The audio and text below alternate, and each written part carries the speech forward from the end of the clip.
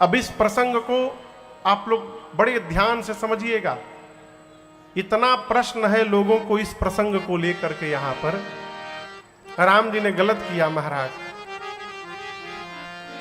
राम जी और सीता मैया चित्रकूट में पंचवटी में बैठे हैं। लक्ष्मण जी पुष्प दल लेने गए थे। एकांत में राम जी सीता जी हैं। राम जी ने सीता मैया से कहा, सीते,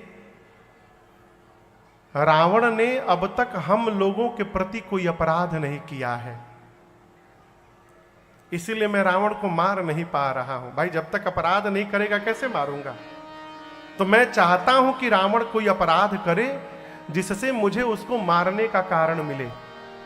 मां ने कहा, प्रभु क्या आज्ञा है?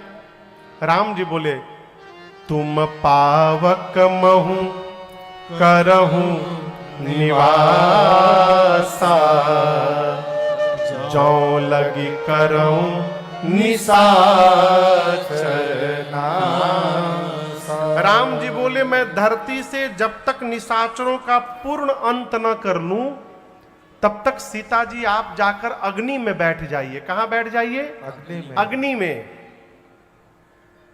मां ने प्रभु की बात को सुना। प्रणाम करके सीता मैया राम जी के पास अपनी छाया रख दी और जाके सीता मैया अग्नि में बैठ गई।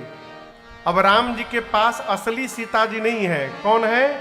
छाया सीता जी है, नकली सीता जी।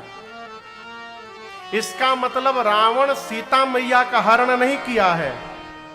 रावण मेरी मां की छाया को लेकर लंका गया है। और इस रहस्य को राम जी और सीता जी को छोड़कर तीसरा कोई नहीं जानता। लक्ष्मण जी भी नहीं जानते। और जब भगवान ने रावण को मार दिया, सारे निशाचर समाप्त हो गए। उसके बाद अग्नि परीक्षण भया। अग्नि परीक्षण नहीं भया था। जो सीता जी अग्नि में बैठी थी उनको अग्नि से बाहर निकालना था। इसलिए राम जी ने झूठी रचना की। फोटो वाली सीता जी अग्नि में जाके जल गई और असली सीता मैया अग्नि से बाहर राम जी के पास चली आई। और इस रहस्य को दूसरा कोई नहीं जान पाया। इसलिए भगवान पर कभी आक्षेप न लगाया जाए।